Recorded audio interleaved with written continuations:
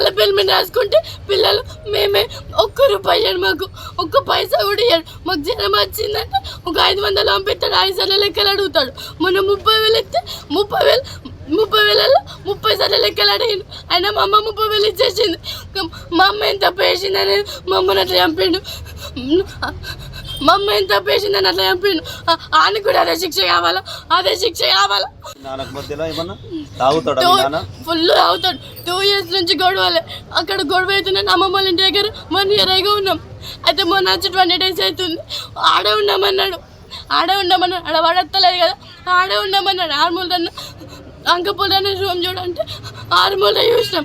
ఆర్మూల్లో చూసి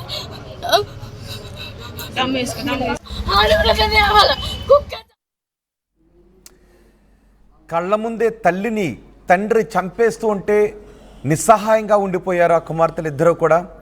తమ పిల్లల్ని తీసుకుని అంజలి వెళ్ళి మాట్లాడి వచ్చిన తర్వాత మళ్ళీ కత్తి తీసుకొచ్చి గంగాధర్ నరికి చంపేశాడు. కూతుళ్ళ ముందే తల్లిని కోల్పోయిన ఆ కూతురు గుండెలు అవచేలా రోధిస్తూ ఏడుస్తూ ఉంది. అప్పటి వరకు తమతో మాట్లాడుతున్న తల్లిని వాళ్ళందరూ వాళ్ళ నాన్న దగ్గరికి వెళ్ళి మాట్లాడొచ్చారు. అయితే కూడా కత్తి తీసుకుని వచ్చాడు. విడాకుల గురించి పిలిచి మాట్లాడాడు. పైగా అక్రమ సంబంధం కూడా ఉంది గంగాధర్కి. కన్న కూతుళ్ళ ముందే తల్లిని, కట్టుకున్న భార్యను నిర్దాక్షిణ్యంగా నరికి చంపేశాడు గంగాధర్. గంగాధర్ని కూడా అలాగే నరికి చంపాలి అని ఆ చిన్నారి ఏడుస్తూ మాట్లాడుతుంది. తల్లిని కోల్పోయిన ఆ బిడ్డ ఏడుస్తూ మాట్లాడుతుంది. రేపటి నుంచి వాళ్ళ భవిష్యత్తు ఏంటి అని ఆవేదనగా కన్నీరు మున్నీరుగా విలపిస్తూ మాట్లాడుతుంది. మిగిలిన కుటుంబ సభ్యులు కూడా ఈ గంగాధర్ చేసిన ఘాతుకం గురించి మాట్లాడారు. ఏం మాట్లాడారో చూద్దాం.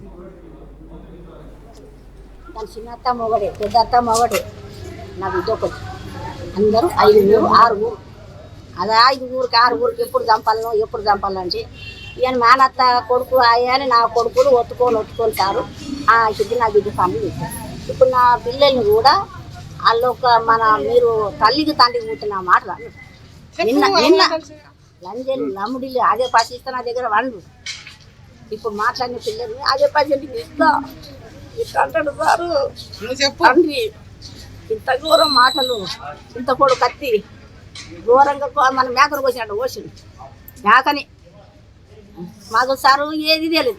ఈ పిల్లలు ఫోన్ చేయలేదు, మాకు తల్లికి ఫోన్ చేయలేదు. ఆడుండు మన కాడ ఉన్నాయి పిల్లలు. సారు మీరే తల్లులు శిక్ష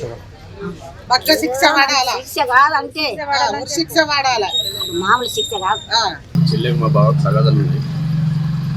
నిన్న బోధన రమ్మన్నారు. అక్కడ కోర్టుకు రమ్మని పిలిపించి వకీల్ సభ వాళ్ళందరూ పిలిపించి ఇక్కడ బస్ స్టాండ్లో మాట్లాడితే మా చెల్లి ఒప్పుకోలేదు. లేదంటే కోర్టులో మాట్లాడరు అని చెప్పి వాపస్ వచ్చింది. వచ్చినాక ఏంటంటే వెంబడిని వచ్చేసింది. 2 పిల్లల్ని కొట్టి అమ్మాయికి గొంతు కోసం వచ్చింది. ఇద్దరికి ఏమైనా లొల్లీలు ఉన్నాయా? ఏం చేస్తాడు, ఎట్లా బాగా తాగుతాడు, ఏం పని చేస్తాడు? అదే మా చెల్లికి జరిగింది. అతనికి కూడా శిక్ష రావాలి, ఖచ్చితంగా శిక్ష పడాలి. బాగా కఠినమైన శిక్ష కూడా. చెప్పండి. లేఖను వచ్చినట్టు కోసింది. 2 పిల్లల ముంగట ఇద్దరు బిడ్డల ముంగటే ముందు కోసింది. లేఖను కోసింది. ఇంటి ఓనర్ కూడా ఉన్నారు, వాళ్ళందరూ ఉన్నారు. అన్ని ఫుల్ 2 ఆడబిడ్డలు. తర్వాత మీ బావ ఏం చేస్తాడే? బయట వేస్తాడు. మీ బావకి ఇంకేమన్నా అలవాట్లు ఉన్నాయా? ఆయనకి లేస్తేనే తాగుతున్నాడు. చెడు అలవాటు ఉంది, అన్ని అలవాటు. ఇప్పుడు మీరు చూస్తున్న ఈ దారుణ ఘటన నిజామాబాద్ జిల్లా ఆర్మూర్లో చోటు చేసుకుంది. పిల్లల ముందే భార్య గొంతు కోసి చంపేశాడు ఈ భర్త. ఆర్మూర్ పెద్ద బజార్లో ఈ ఘటన చోటు చేసుకుంది. భర్త గంగాధర్కి అంజలికి గొడవలున్నాయి. గంగాధర్ అంజలి ఇద్దరు భార్యాభర్తలు. ఆర్మూర్ వచ్చి అద్దింట్లో ఉంటుంది అంజలి. గంగాధర్కి వేరే మహిళతో అక్రమ సంబంధం కూడా ఉంది. 2 వారాల క్రితమే ఈ గంగాధర్ దుబాయ్ నుంచి వచ్చాడు. వచ్చినప్పటి నుంచి ఇద్దరి మధ్య గొడవలు చోటు చేసుకుంటూ ఉన్నాయి. విడాకులు ఇవ్వాలి అని అడుగుతున్నాడు. విడాకులు ఇవ్వడానికి బోధన కోర్టుకు రావాలి అని అంజలికి గంగాధర్ ఫోన్ చేశాడు. కూతుళ్ళని తీసుకుని బోధనకి వెళ్ళింది అంజలి. అక్కడ భర్తతో గొడవ జరిగింది. తిరిగి మళ్ళీ కూతుళ్ళని తీసుకుని ఆర్మూర్కి వచ్చింది అంజలి. ఆర్మూర్కి వచ్చిన తర్వాత పిల్లలతో మాట్లాడుతూ ఉండగా గంగాధర్ కత్తి తీసుకొచ్చి భార్య గొంతుపై నరికి చంపేశాడు నిర్దాక్షిణ్యంగా. ఆ కూతుళ్ళు ఇప్పుడు గుండెలు అవిసేలా రోధిస్తూ ఉన్నారు. మా ప్రతినిధి గంగారెడ్డి ఉన్నారు పూర్తి సమాచారం అందించడానికి. గంగారెడ్డి, ప్రస్తుతం ఈ గంగాధర్ పోలీసులు అదుపులోనే ఉన్నాడా? బోధనకి వెళ్ళొచ్చిన తర్వాత మళ్ళీ ఎందుకు కత్తి తీసుకొచ్చి భార్యను అంత నిర్దాక్షిణ్యంగా నరికేశాడు?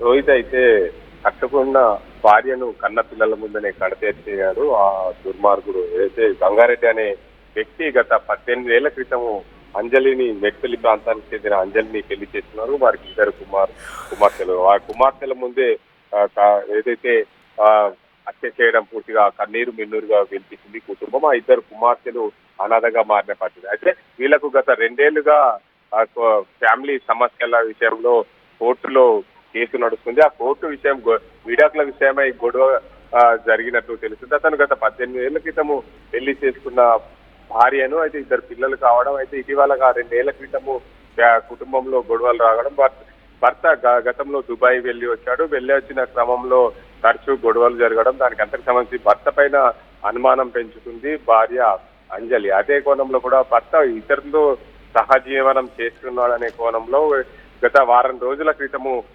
ఆర్మూర్కు వారి బంధువుల దగ్గరికి వచ్చినట్లు తెలుస్తుంది. అయితే ఆ ఆర్మూర్కు వచ్చి అక్కడే నివాసం ఉంటుంది. అక్కడ నివాసం ఉంటున్న క్రమంలో ఆమెను అతి దారుణంగా కొట్టి కత్తితో కోసిన వైనం మనం చూస్తున్నాం.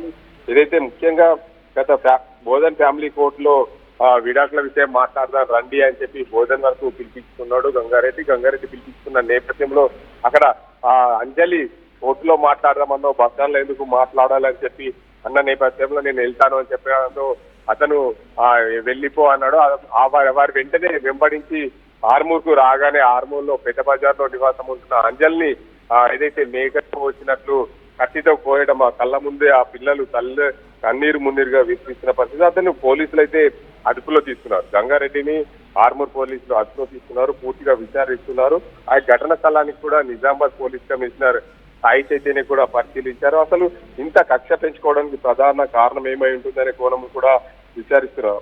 భర్త అనుమానంతో కత్తితో గొంతు కోస్తుండగా కూతుర్లు వద్దు అని వారించంగా కూడా ఆ కూతుర్ల మాట వినకుండా గొంతు కోసిన పరిస్థితి ఉంటుంది. ఎందుకంటే ఒకవైపు భార్య ఇంకెవరూ లేరా ఆ సమయంలో? భర్త దాడి చేస్తున్న సమయంలో ఇంకెవరూ లేరా? ఆ కూతుర్లు ఏమైనా అడ్డుకోవడానికి ప్రయత్నం చేశారా? అసలు ఆ సమయంలో ఏం జరిగింది? గంగాధర్ అలియాస్ గంగారెడ్డి అతని పేరు. అయితే ముఖ్యంగా గంగారెడ్డి అని ముద్దుగా పిలుచుకుంటారు. గంగాధర్ ను దానికి అదే క్రమంలో గంగాధర్ ఆ ప్రాంతానికి ఒక్కడే రావడం, ఇంట్లో ఎవరు లేని సమయంలో. ఎందుకంటే అంజలి ఆ గంగాధర్ తో ఆ బోధన్ వెళ్ళిన క్రమంలో కుటుంబ సభ్యులు ఎవరు లేరు.